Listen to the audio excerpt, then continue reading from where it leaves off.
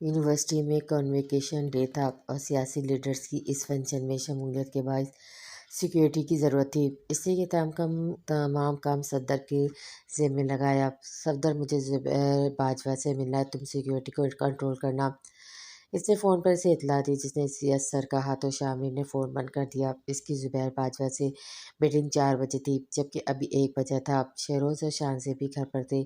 Function کی وجہ سے ان دونوں نے شام 6 بجے تک نکلنا تھا۔ اماں کچن میں تھی تو وہ خاموشی سے اسٹڈی میں آ گیا۔ کچھ کیس کے بارے میں بھی الجھا ہوا تھا، کچھ رضا خان کی چہیتی بھتیجی نے بھی دماغ خراب کیا ہوا تھا۔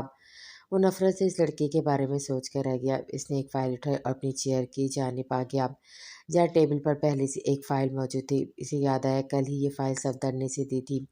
وہ جانتا تھا خان ہاؤس کے ایک ایک بندے کے بارے میں ڈیٹیل اس فائل میں موجود ہے، مگر اب تک اس نے اس فائل کو نہیں کھولا تھا۔ وہ کھولنا ہی نہیں چاہتا تھا۔ جب جب رضا خان کا عکس اس کے ذہن کی اسکرین پر ابھرتا، یہ جب جب انہیں اپنے مقابل پاتا، وہ اپنا آپ کسی بھڑکتی آنکھ میں جلتا محسوس کرتا۔ گزرے دنوں کی تلخیاں آج بھی اس کے لہجے میں گھلی ہوئی تھی۔ وہ رضا خان کو ختم کر دینا چاہتا تھا۔ بعض اوقات تو دل کرتا ایک بار ہی شوٹ کر کے اپنے سارے بدلے لے، مگر ایک بار کی موت رضا خان کو وہ تکلیف نہیں دے سکتی تھی جو اسی عمر میں اس نے سہی تھی۔ جب سے رضا خان کو مقابل دیکھا تھا، ایک آنکھ سی سینے میں بھڑک رہی تھی۔ وہ فائل کو گھورتا ہوا جا رہا تھا کہ دروازہ بجا اور شانزے، اماں اور شہروز اندر داخل ہوئے۔ شانزے کے ہاتھ میں ٹرے تھی جس میں کوئی میٹھی چیز تھی۔ لالا ٹیسٹ کریں، میں نے فرسٹ ٹائم میک کی ہے۔ وہ بہت ایکسائٹڈ لگ رہی تھی۔ شامر نے مسکراتے ہوئے اس کے ہاتھ سے ٹرے لے لی جس میں شاہی ٹکڑے خوبصورتی سے سجے ہوئے تھے۔ کچھ دیر پہلے کی تلخی اس کے چہرے سے غائب تھی۔ لالا مت کھائیے گا، ڈاکٹر کا خرچہ بڑھے گا فضول میں۔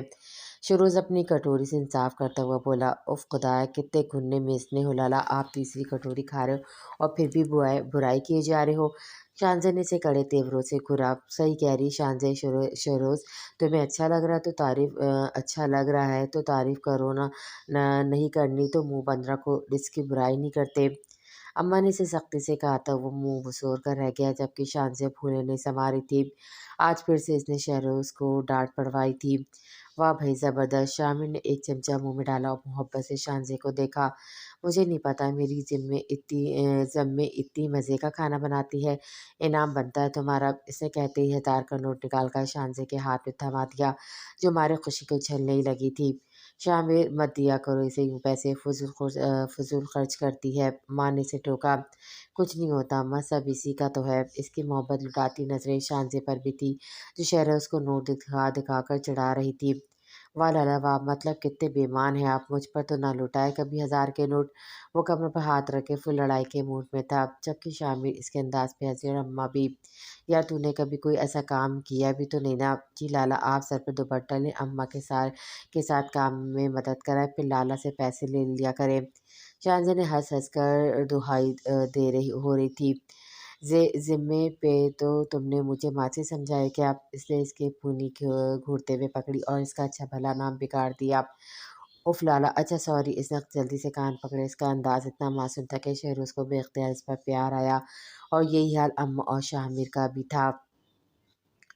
کیا پہن رہی ہو تم؟ ورنیزے کی آواز ایئر بیس سے آ رہی تھی، جبکہ وہ وارڈروب کھولے کھڑی تھی۔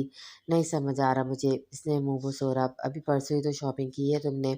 ہاں کی تو تھی، مگر اب سب برا لگ رہا ہے۔ وہ بیڈ پر بیٹھ گئی۔ خیر تمہارا تو یہی کام ہے، میں تیار ہو رہی ہوں، تم اور فیضان مجھے پک کر لینا۔ ورنیزے نے کہتے ہی ساتھ ہی فون بند کر دیا، جبکہ وہ تو رو دینے کو ہو گئی۔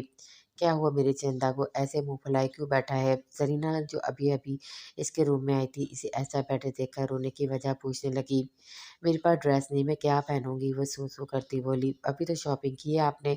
وہ اس کی وارڈروب دیکھتے ہوئے بولی، جس میں نئے ڈریسز موجود تھے۔ نہیں، مجھے کچھ ڈفرینٹ چاہیے، کچھ سب سے الگ، کچھ ایسا کہ سب دیکھتے رہ جائیں۔ وہ منہ بسورتے ہوئے اپنی خواہش بتا رہی تھی۔ زرینہ اس کی زبردست خیال سن کر حیران رہ گئی، پھر کچھ سوچتے ہوئے بولی، میرے روم میں آؤ پھر۔ اور وہ ان کے ساتھ ان کے روم میں چل دی۔ चाची ये मुँह से नहीं संभाली जाएगी। रूहान सी हुई, चुप करो बस। उन्होंने इसे डपटा और उसके बाल बनाने लगी।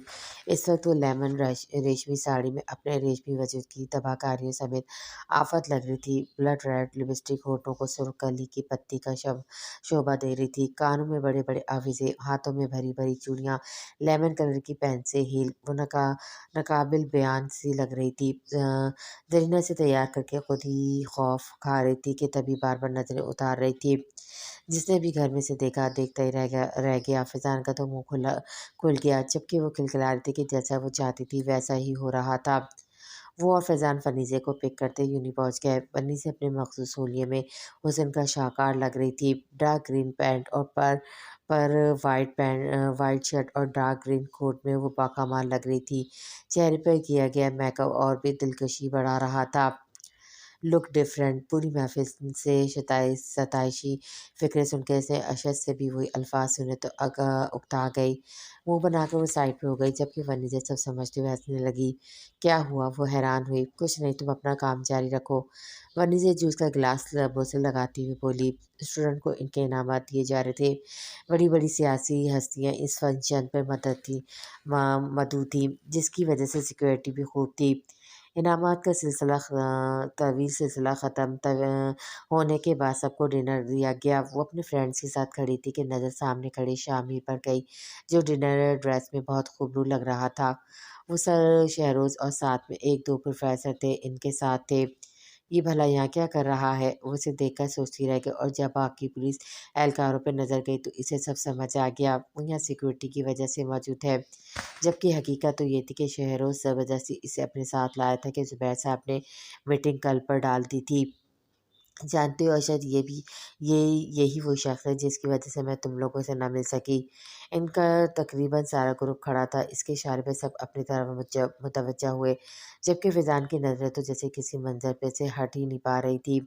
शानजे पीच स्टाइलिश शर्ट पजामे में बहुत प्यारी और क्यूट सी लग रही थी। ओह, पहले बता देती, मैं करता हूँ इसका दिमाग दुरुस्त।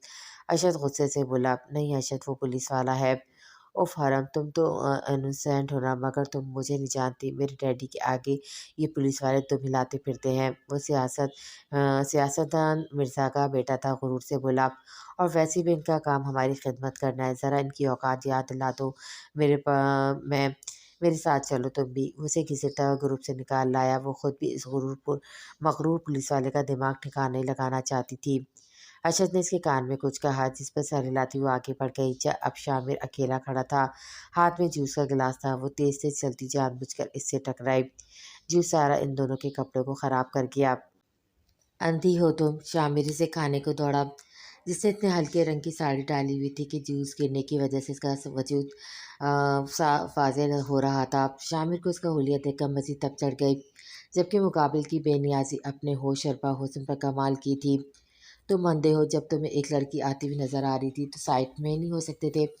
वो अरशद की पढ़ाई हुई बातें भूल रही थी। तमीज़ से बात करो। शामिर दहाड़ा तो तकरीबन लोग इनकी तरफ मुतवज्जा हो गए। क्यों चीख रहे हो भाई? पुलिस वालों को तो आवाम की खिदमत करनी चाहिए, और गालिबन तुम हमारी खिदमत में हाजिर हुए हो, और खिदमतगार ऊंची आवाज़ से नहीं बोलते।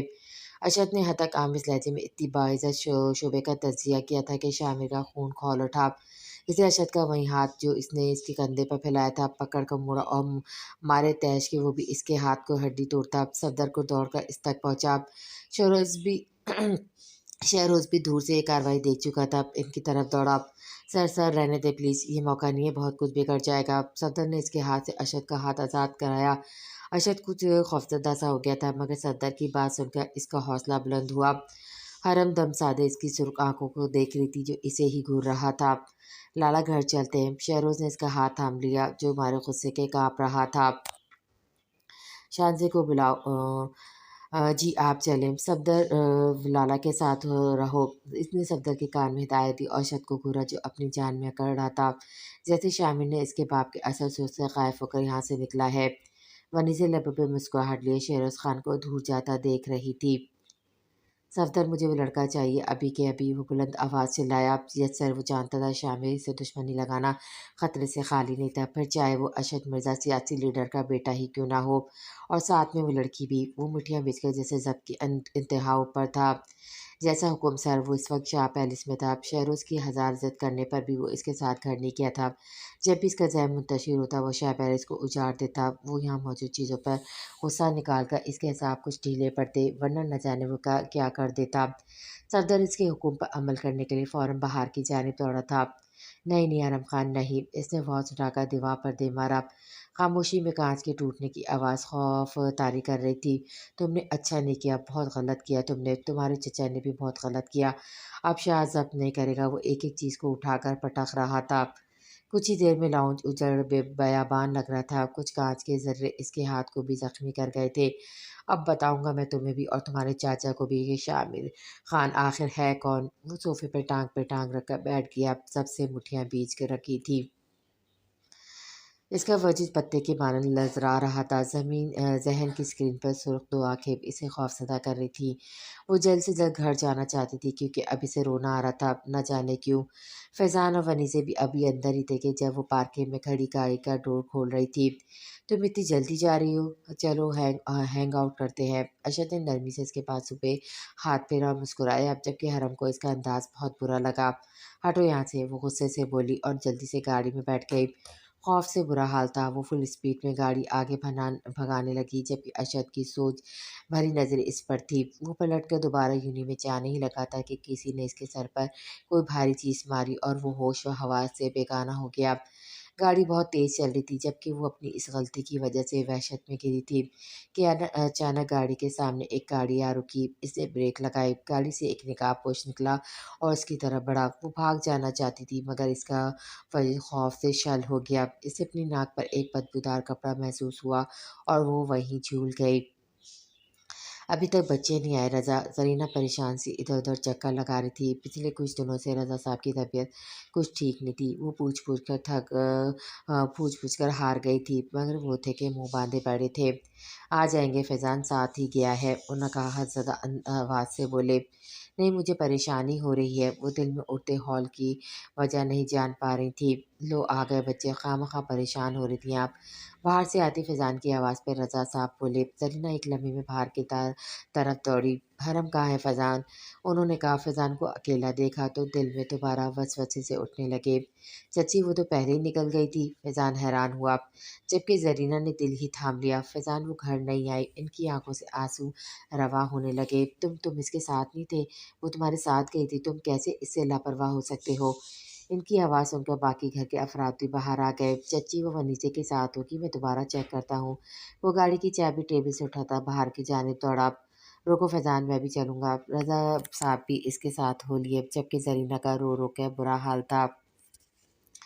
اسے جب ہوش آیا تو سر بہت بھاری ہو رہا تھا۔ اسے اپنے ارد گرد تاریکی سی محسوس ہوئی۔ چھوٹا سا پیلے بلب کی روشنی اس کے چہرے پہ پڑی۔ اس نے ارد گرد دیکھا، عجیب سا کمرہ تھا۔ وہ ایک لمحے میں اٹھ کھڑی ہوئی۔ اس کا پورا وجود اپنے ساتھ ہوئے اس واقعے پہ کانپ رہا تھا۔ اس نے چہرہ موڑ کر ارد گرد دیکھا۔ سامنے شیشے کی دیوار سے اس پارے سے جو منظر نظر آیا، اس کی آنکھیں خوف سے پھیل گئیں، جبکہ انہی سرخ آنکھوں سے اس نے پھر سے گھورا تھا۔ اسے اپنے وجود سے جان نکلتی ہوئی محسوس ہوئی۔ وہ ارشد کے ہاتھ توڑ چکا تھا اور اس کے کارندے ارشد کو ڈنڈوں سے مار رہے تھے اور وہ بن پانی کی مچھلی کی طرح تڑپ رہا تھا۔ اسے اپنے حواس غائب ہوتے ہوئے محسوس ہوئے اور اس نے پاگلوں کی طرح دروازہ پیٹنا شروع کر دیا، مگر دروازہ نہیں کھلا۔ مگر وہ پھر بھی پیٹ رہی تھی۔ آنکھوں سے اشکوں کی برسات بہہ رہی تھی۔ وہ اپنے آپے میں نہیں رہی تھی۔ اس کے ہاتھ زخمی ہونے لگے تھے۔ خون کی بوندیں دروازے سے ٹپک رہی تھی کہ اچانک دروازہ کھلا اور شامل اسے گھسیٹتا ہوا شاہ پیلس کی طرف چلنے لگا۔ چھوڑو میرا ہاتھ، وہ چلائی، مگر اس پر کوئی اثر نہیں ہوا۔ آج نے اسے لاؤنج کے صوفے پر لا پٹکا۔ پورے لاؤنج میں کانچ کے ٹکڑے پڑے تھے۔ صفدر، اس کی کرچدار آواز ابھری۔ یس سر، وہ بوتل کے جن کی طرح حاضر تھا۔ اس حرام خور کو اس کے گھر پھینکو اور کسی مولوی کو بھی لیتے آنا۔ صرف 15 منٹ میں تم مجھے یہاں ملو۔ جی سر۔ وہ حرم پر افسوس بھری نظر ڈال کر پلٹ گیا، جبکہ وہ صوفے پہ سکڑی سمیٹی خوف زدہ نظروں سے اسے دیکھنے لگی۔ میرا کام تم لوگوں کی خدمت کرنا ہے، کیوں ایسا ہی ہے نا؟ وہ اس کے سامنے چیئر پر ٹیکتے ہوئے خررایا۔ نہیں نہیں، وہ دل ہار کر رونے لگی۔ ارے ارے ابھی نہیں، بعد کے لیے بچا کر رکھو ان آنسوؤں کو۔ وہ اپنے پوروں پر اس کے آنسو چونتے حرم میں جھٹکے سے اس کے ہاتھ کو خود سے دور کیا۔ وہ دل ملاتی نظروں سے اسے دیکھنے لگا، پھر سنبھل کر بولا، یہ ساری اکڑ میرے ایک تھپڑ کی مار ہے۔ وہ سرد نظروں سے اسے گلابی گالوں پہ پھسلتے آنسو کو دیکھ کر بولا، تم انتہائی نیچ قسم کے انسان ہو، میرے چاچو چھوڑیں گے نہیں تمہیں۔ وہ چلائے، اس حرام خور کا نام مت لینا میرے سامنے۔ وہ چیل کی طرح اس پہ جھپٹا اور اس کے نازک گردن پہ پورا دباؤ ڈالا کہ اس کی آنکھیں پھیل گئی اور وہ ارد گرد پاؤں مارنے لگی۔ صدر کی پکار پر وہ پیچھے ہٹا، جبکہ حرم کا کھانس کھانس کے برا حال تھا۔ رضا صاحب اور فیضان اسے پوری یونی میں ڈھونڈ چکے تھے، مگر وہ ہوتی تو ملتی۔ رضا صاحب بے دم سے صوفے پہ ڈہ گئے۔ اس کی گمشدگی دل دہلا رہی تھی، ورنی سے بھی پریشانی سے باقی سب دوستوں نے اس کے متعلق پتہ کر رہی تھی، مگر سب نے لا علمی کا اظہار کیا۔ زرینہ نے رو رو کے اپنی طبیعت ہی بگاڑ لی تھی، گھر میں آگ کی طرح یہ افواہ پھیل چکی تھی۔ اسد صاحب پولیس میں رپورٹ درج کرانے کا فیصلہ کرتے باہر نکلے اور ان کے پیچھے فیضان بھی تھا، جبکہ تائی ماں زرینہ کو سنبھال رہی تھی۔ عجیب و غریب صورتحال تھی، جبکہ رضا صاحب کو آج شدت سے اپنی کی گئی غلطیاں یاد آ رہی تھی، مگر وہ ہمت باندھتے ہوئے رپورٹ درج کرانے ان کے ساتھ ہو لیے۔ سر یہ آپ کیا کہہ رہے ہیں؟ صفدر نے اس بھوکے شیر کو سختی سے جکڑ کر اس لڑکی سے دور کیا جو پوری طرح خوف زدہ تھی۔ چھوڑو مجھے بہت مان ہے اس کا قتل کر کے، زیادہ نہیں تو کچھ تو میرے وجود میں دہکتے کولوں میں اوس پڑے۔ وہ چلایا، چہرہ سرخ جبکہ ماتھے کی رگیں اب کے پھٹنے کے قریب تھی۔ شائم اونچی آواز سے رونے لگی، جبکہ وہ ایک بار پھر پھرا، سر پلیز مولوی آ گیا ہے۔ اس کا ذہن صفدر نے مولوی کی طرف لگایا تاکہ کچھ تو وہ اس نازک لڑکی کی جان پر ترس کھائے، مگر اب کہ یہ ناممکن تھا۔ مولوی کا سن کر وہ تنفن کرتا وہاں سے نکلا، جبکہ حرم کی ہوائیاں اڑنے لگی۔ وہ بھی کچھ بھی دیکھے بغیر ساڑی سنبھالتی وہاں سے بھاگنے لگی، مگر افسوس کہ اس کے پہنچنے سے پہلے وہ ظالم شخص لاؤنج کے دروازے بند کر چکا تھا، جبکہ حرم نے دروازے بری طرح پیٹ ڈالے۔ کھولو پلیز، اب میں کچھ نہیں کہوں گی تمہیں، پلیز سوری، وہ روتے ہوئے بولے جا رہی تھی، مگر دوسری طرف اس کی آواز کو کان پہ دھرا ہی نہیں تھا۔ اور جب وہ دروازہ پیٹتے پیٹتے اس کی آواز بیٹھ گئی تو وہ زمین پر بیٹھ کر رضا صاحب کے بارے میں سوچنے لگی۔ وہ کتنے پریشان ہو گئے، اب تو آنسو بھی تھم گئے تھے۔ تقریباً 1 گھنٹے بعد دروازہ کھلا تو دروازہ ایک جھٹکے سے کھلنے پر اس کی کمر پہ زور سے لگا۔ شامی نے نوٹس بغیر لیے اس کو انگلی سے صوفے پہ بیٹھنے کا اشارہ کیا۔ اس کے پیچھے مولوی اور 2 3 مرد اور ان کے علاوہ اس کا چمچا صفدر بھی تھا۔ اس وقت یہ بات وہ جانتی تھی کہ اتنی آدمی کو دیکھ کر اس کو کتنا خوف محسوس ہو رہا تھا۔ وہ ان سے دور ہونے لگی، جبکہ وہ سب نگاہیں جھکائے اندر داخل ہوئے اور صوفے پہ ٹک گئے۔ ان سب کی نظریں نیچے تھیں، جبکہ شامل کھا جانے والی نظروں سے اسے دیکھ رہا تھا جو فقط چہرے سے کھڑی تھی۔ ادھر آؤ، شامی نے اپنی طرف آنے کا اشارہ کیا، جبکہ وہ زور سے اسے نفی میں گردن ہلانے لگی، مگر مقابل کا ٹمپر اتنا نہیں تھا کہ وہ چند لمحے مزید انتظار کرتا۔ وہ 2 قدم چل کر اس تک پہنچا۔ چھوڑو مجھے، کھڑوس بد دماغ انسان، نہ جانے میرے پیچھے کیوں پڑ گئے ہو؟ جو تم چاہتے ہو میں نہیں ہونے دوں گی، وہ تمہارے ناپاک ارادے ہیں، چھوڑو مجھے، ہیلپ ہیلپ۔ وہ زور زور سے چیخی، اس کے سینے پہ مکے برسا رہی تھی، جبکہ مقابل کا صبر حد سے سوا ہو گیا۔ اس نے بلا لحاظ کے اپنے بھاری ہاتھ کے زوردار 2 چاٹے حرم کے نرم نازک کومل رخسار پر جڑ دیے، جس سے اچانک اس کا منہ بند ہوا۔ یہ مت سمجھنا میں کوئی تمہارے اس نکمے حسن کا دیوانہ ہو کر تم سے نکاح کر رہا ہوں، در حقیقت تم صرف بدلہ ہو، اس سے زیادہ نہیں۔ جس سے میرا بدلہ پورا ہو جائے گا اس دن خود تمہیں طلاق دے کر کام تمام کر دوں گا، اور یہ جو تم حد سے زیادہ بدتمیز ہو، تمہاری کینچی کی طرح چلتی زبان بھی کاٹ کے علیحدہ رکھ دوں گا۔ اب اگر ایک لفظ اور بھی بولا تو نکاح شرافت سے کرو، ورنہ مجھے تمہیں نکاح کے بغیر رکھنے میں بھی کوئی پرابلم نہیں، مگر میں ایسا کروں گا نہیں، کیونکہ ناپاکی سے مجھے گھن آتی ہے۔ اگلا لفظ تمہارے منہ سے میں صرف قبول ہے سننا پسند کروں گا۔ اس کے کان کے قریب اپنا ذہن نکال کر اس کو سنا کر جا چکا تھا۔ وہ اس کی باتیں سن کر دماغی طور پر سن ہو چکی تھی۔ کیسا انتقام، کیسا بدلہ اور پھر طلاق۔ وہ اسے گھسیٹتا ہوا مولوی کے سامنے لے گیا۔ شروع کریں۔ اس نے اسے اپنے ساتھ بٹھا کر مولوی کو کہا، جس نے بس ایک نظر حرم کو دیکھا، جس کا حلیہ خاصا بے ترتیب تھا، ساڑی بھی ڈھلک رہی تھی۔ شامی نے بمشکل مولوی کو ایک نگاہ کو ہضم کیا اور اسے بھیج کر اپنی پیٹھ کے پیچھے کیا۔ مولوی نے سر ٹکرا کے نکاح شروع کیا۔ حالانکہ وہ کہنا چاہتا تھا لڑکی کی مرضی کے بغیر نکاح نہیں ہو سکتا، مگر ہمت نہ بن پڑی اور جلدی نکاح پڑھا کر اس نے جلاد صفت پولیس والے سے اپنی جان چھڑوائی۔ مگر اس جلاد کے پیچھے بے حال بیٹھی پری پر وہ 4 مرد ہی افسوس کر رہے تھے۔ सफदर इन सबको बाहर ले गया, जबकि शामिर सीधा होकर बैठा। चेहरे पे मुस्कुराहट थी, मगर बार रौनक नहीं, खासी तंज भरी। अजीब होती हो तुम लड़कियां भी, बिल्कुल बेकार, अपनी हिफाजत नहीं कर सकती, कोई भी मुंह उठाकर तुम्हारे साथ कुछ भी कर सकता है। स्ट्रेंज, तुम्हारे 3 बार के कबूल है कहने पर ने मुझे अच्छे से अंदाजा करा दिया कि तुम भी इन्हीं में शुमार होती हो। बुज़दिल, वो सुकून से इसकी फटी-फटी आँखों में देख रहा था, जिसके की तरह मुलायम चेहरे पर इसकी ऊँगलियों के निशान छपे हुए थे। "ख़ैर अब तुम मेरी बीवी हो।" वो कुछ न बोली तो वो फिर से बोलना शुरू हुआ, मगर चेहरे पे दबी-दबी मुस्कुराहट और ऊपर से मुस्कुराहट में छुपा तंज़। वो इस अजीब व गरीब इंसान को देख कर रह गई, मगर तब तक जब तक मैं चाहूँ।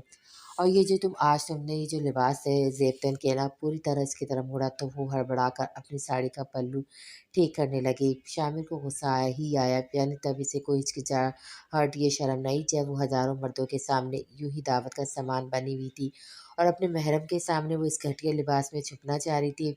वो इसी गुस्से में कुछ भी देखे सोचे बगैर इसने वही पल्लू उसकी जगह से ज़ोर से खींचा, तो नीचे साड़ी की कई प्लेटें तड़क गईं, जबकि आगे से पल्लू हटकर अब ज़मीन बोस था।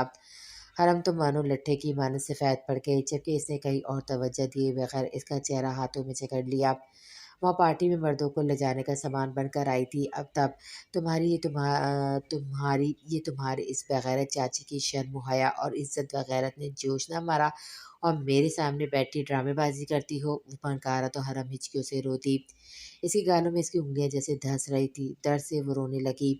"मसला क्या है तुम्हारा? क्यों कर रहे हो मेरे साथ ऐसा?" वो ऐसी थी बेधड़क, जबकि मुकाबिल खासा ठठरा बंदा था, जिसको शौक, मस्ती, शरारत, ये फ्रैंकनेस ज़हर लगती थी, क्योंकि इसने शौक मस्ती के दौर में दिन-रात मेहनत की, जो इसके वजूद से ये हँसी उड़ा ले गई थी। "तुम्हारे बाप का मुलाज़िम हूँ जो तुम लगा रखी है।" वो इतनी ज़ोर से धड़क के हरम का चेहरा ही सफ़ेद पड़ गया। आप" वो हकलाई, "माइंड इट।" वो तंबी करके इससे दूर हुआ। हरम को भी अपनी पोजीशन का ख़्याल आया, तो जल्दी से झुककर इसने साड़ी का पल्लू उठाकर दोबारा सीने पर फैलाया। चेहरा कुछ इसके थप्पड़ के निशान और कुछ शर्म से सुर्ख हो गया। शामिर ने बेजारियत से ये मंज़र देखा। "मिलाओ इस घटिया इंसान को फ़ोन।" इसने एक और हुक्मनामा जारी किया। हरम नासमझी से इसकी सूरत तकती रह गई। "अपने बाप को मिलाओ फ़ोन और बताओ कि तुम जानबूझकर घर से भागी थी, क्योंकि तुम्हें मैं पसंद था और तुम कल सुबह घर आ जाओगी मेरे साथ ये रात गुज़ार कर।" नहीं, नहीं, एक बार फिर से इस खटोर की बात सुनकर वो रोने लगी, जबकि वो मुठ्ठियाँ भींच कर रह गया। और झुककर इसका सैल जो ज़मीन पे पड़ा था उठाया, उसके हाथ में थमा दिया। "मिलाओ नंबर।" "नहीं मीर, वो मुझसे मोहब्बत करते हैं, वो हार्ट पेशेंट है, इतनी बड़ी बात नहीं बर्दाश्त कर सकेंगे, इन्हें कुछ हो जाएगा।" वो हिचकियाँ लेती इसके सामने हाथ जोड़कर गिड़गिड़ाने लगी। वो तो पहले तो इसके मीर पुकारने पर चौंका, मगर इस बात को अवॉइड करके इसने दूसरी बात को फ़ोकस किया और एक झटके से इसके बाल पकड़कर तकरीबन झंझोड़ ही दिए। "मेरी प्यारी बीवी, आज आखिरी और पहली बार ये बात बता रहा हूँ, मेरी बात से इनकार कभी मत करना, वरना तुम्हें शूट करने का मुझे ज़रा भी अफ़सोस नहीं होगा।" वो एक-एक लफ्ज़ चबा कर बोला, जबकि हरम बेऔसान रो रही थी। "कम ऑन डार्लिंग, नंबर मिलाओ नंबर सुसर को, मैं चाहता हूँ वो साला जल्द से जल्द मरे और तुम्हारी जान मुझसे छूटे, राइट? तुम भी यही चाहती होगी, आई नो, फिर मिलाओ नंबर।" आपके वो ज़ोर से चीखा और जब इसके चीखने का भी हरम पे असर ना हुआ, तो इसने आओ देखा न ताओ अपनी गन होल्डर से गन बाहर निकाली और हरम की कनपट्टी पे रख दी। और यही लम्हा था, हरम का खून खुश हो गया। फीकी पलकों की बाढ़ में छुपी खौफज़दा आँखें शामिर को टकर-टकर देख रही थी। मैं मिलाती हूँ, ज़बान को लबों से तर करके इसने काँपती आँखों से नंबर मिलाया। वो बुज़दिल थी, वो जानती थी शायद मुक़ाबिल भी ये बात समझ चुका था, तभी इस पर हावी हो रहा था। बेल जारी थी, जबकि शामिर ने मोबाइल झपट कर स्पीकर पर डाल दिया। "मेरा मेरा मेरी जान, मेरा बच्चा, हरम कहाँ पर हो तुम?" इनकी आवाज़ में तड़प थी। हरम की जहाँ सिसकियाँ बंद हो गईं, वहीं शामिर के दिल को कुछ हुआ था। ये आवाज़ इसमें मौजूद तड़प वो सुर्ख़ आँखों को हरम पर गाड़े बैठा था। मैं हरम से कुछ बोला नहीं गया, तो शामिर ने कॉल काट दी। ये सब इसकी भी बर्दाश्त से बाहर था। न जाने क्या था इसके अंदर छुपा हुआ कि वो इस वक़्त इनकी तड़प हरम के लिए बर्दाश्त न कर सका। हरम चेहरा ढाँपे रोने लगी, जबकि वो जगह से उठकर बेचैनी से इधर-उधर चलने लगा। हरम का फ़ोन मुसलसल बज रहा था, جس کو اس نے کچھ دیر تو برداشت کیا، پھر اٹھا کر زمین پہ کھینچ کر مارا۔ فون دو ٹکڑوں میں تقسیم ہو گیا اور وہیں حرم کی بھی سٹی گم ہو گئی۔ اس سے پہلے وہ آگے کچھ کارروائی کرتا اس کے ہاتھ سیل بجنے لگا۔ اس نے اسکرین پہ صفدر کا نمبر دیکھا، کال اٹینڈ کی اور اس کے علاوہ شہروز اماں کی بھی کئی کالیں تھی جو اس نے اٹھائی نہیں تھی۔ ہاں بولو سر، رضا صاحب رپورٹ درج کرانے آئے ہیں۔ صفدر نے اسے اطلاع دی تو اس کے چہرے کے زاویے پہ ردی بھی تبدیلی نہیں آئی تھی۔ اسے لگا کہ آج ضرور اپنا غصہ برداشت کرتے کرتے اس کے دماغ کی رگیں پھٹ جائیں گی۔ میں آتا ہوں، تب تک رپورٹ نہ کٹے۔ اس نے آرڈر دے کر فون بند کر دیا اور حرم کی طرف دیکھا جو اب بھی رو رہی تھی، اور اس سے ڈرامے بازی سے شدید اکتاہٹ ہوئی۔ اسے ہرگز بھی رونا دھونا پسند نہیں تھا، اور وہ بھی اس حد تک کہ یہ لڑکی مسلسل روئی جا رہی تھی۔ وہ جانتا تھا اسے حرم کو کس طرح ٹریٹ کرنا ہے، کم سے کم ایک آج کی رات تو وہ اس کے لیے یادگار بنا دینا چاہتا تھا۔ جب تک میں آؤں ان آنسوں کو سنبھال کر رکھو، کیونکہ رات میرے ساتھ گزارنے پر یہ تمہاری مدد کریں گے۔ مزید تمہیں رونے کی بالکل اجازت نہیں ہے۔ اس کے قریب جھک کر اس نے پرسرار آواز میں کہا۔ چہرے پہ ہلکی سی بھی نرمی نہیں تھی۔ حرم بڑی بڑی سرخ آنکھوں سے اسے دیکھنے لگی۔ مجھے جانے دیں، وہ بولی تو شامر نے نفی کی۔ ابھی نہیں، جب میں چاہوں گا تب۔ سکینہ، اس کو کہہ کر شامر نے ایک ہانک لگائی اور سکینہ پل میں اس تک پہنچی۔ جی صاحب، اس کی نظریں جھکی تھی۔ یہاں کھڑی رہو، میڈم کے پاس ہلنا مت، اور یہ روئیں تو انہیں کھانا پانی مت دینا، بھلے ہی میں پوری رات نہ آؤں، اس نے سکون سے کہا۔ حرم کی جان اس عجیب و غریب انسان کے ساتھ چند پل گزار کر ہی سوکھنے لگی تھی۔ شہروز، پتہ کیا ہے، کہاں ہے وہ؟ میرے دل میں ہول اٹھ رہے ہیں بیٹے، اماں بے چینی سے بولی تو شہروز نے بے بسی سے ان کی جانب دیکھا۔ وہ کیا کرتا، آدھی رات ہونے کو آئی تھی مگر شامر فون نہیں اٹھا رہا تھا، اور شاہ پیلس کے بارے میں گھر والوں میں سے کوئی بھی نہیں جانتا تھا۔ صفدر کا بھی موبائل بند تھا۔ آ جائیں گے لالا، آپ اپنے روم میں جائیں، میں جاگ رہا ہوں ان کے انتظار میں۔ اس کی طبیعت کے پیش نظر شہروز نے انہیں ان کے روم میں جانے کے لیے کہا۔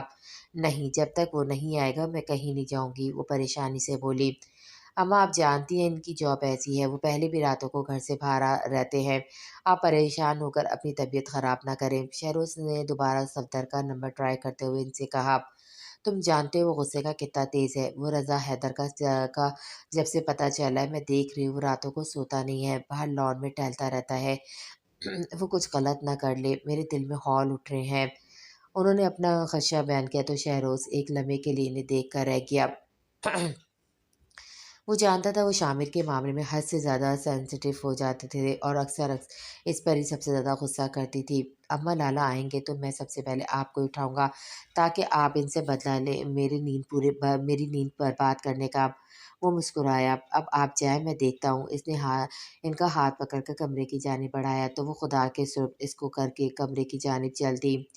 یار لالا، نیند حرام کر دی، شہروز نے جھنجلا کر سوچا اور صوفے پہ دھپ سے بیٹھ گیا۔ پولیس اسٹیشن میں اس نے قدم رکھے تو اپنے کیبن میں ان تینوں کو بیٹھے دیکھ کر اس کے وجود میں گو نہ گو اطمینان سا اترا۔ تبھی دبی مسکراہٹ وہ سنجیدگی کا تاثر لے سامنے جا کر ٹک گیا۔ رضا صاحب نے اسے دیکھا، آنکھوں میں بے بسی کا تاثر۔ بیٹے، میری بیٹی نہیں ملی، وہ نم لہجے میں بولے تو شامر نے کھا جانے والی نظر سے ان کی جانب دیکھا۔ شامر، اس نے انگلی اٹھا کر تنبیہ کی۔ میرا نام شامر ہے، ایس پی شامر، اگلی بار یاد نہیں کرواؤں گا۔ اس کا انداز خاصا تھکیل لیے ہوا تھا۔ رضا صاحب کو جہاں چپ کی کفن لگی ہوئی تھی، ایسا صاحب نے سارا معاملہ اس کی گوش گزار کیا، جبکہ وہ چیئر پہ جھولتے ہوئے سکون سے سب سن رہا تھا۔ مطلب آپ لوگوں کی بیٹی بھاگ گئی ہے، تو پہلے یہ بتا دیں کوئی عاشق، اس نے جیسے جان بوجھ کر رضا صاحب کے دل میں تیر بوس کیے۔ وہ ایسی نہیں ہے، وہ جیسے ہارے ہوئے لہجے میں بولے۔ دیکھیے سر، آپ رپورٹ درج کریں، وہ شام سے غائب ہے۔ فیضان بھی شامر کے سرد لہجے پہ کچھ تل ملایا، جبکہ ان کی تلملاہٹ سے حس اٹھا رہا تھا۔ صفدر، درج کرو رپورٹ، جب ملے گی تو آپ لوگوں کو اطلاع کر دی جائے گی، اس نے لاپرواہی سے کہا اور اپنی چیئر سے اٹھ گیا۔ وہ تینوں میں سے ابھی کچھ کہتا ہی کہ کوئی آندھی طوفان کی طرح اندر داخل ہوا۔ کہاں ہے حرم؟ اس کی آواز خاصی بلند تھی۔ شامر نے تیوری چڑھا کر اس کی جانب دیکھا۔ ابان بھائی، حرم ابھی تک نہیں ملی، फैज़ान ने जल्दी से आने वाले को मुखातिब किया तो अबान एड़ियों के पल शामिर की जानिब घुमा। डॉक्टर अबान मिर्ज़ा, इसने शामिर से अपना तारुफ करवाया, मगर शामिर इसकी आंखों में छिपी हरम को घूरता घूरता रह गया। सर, आपको रिपोर्ट लिखवा दी है, आपने अभी तक कोई कार्रवाई नहीं की। शामिर का अंदाज इग्नोर करके वो बेचैनी से बोला।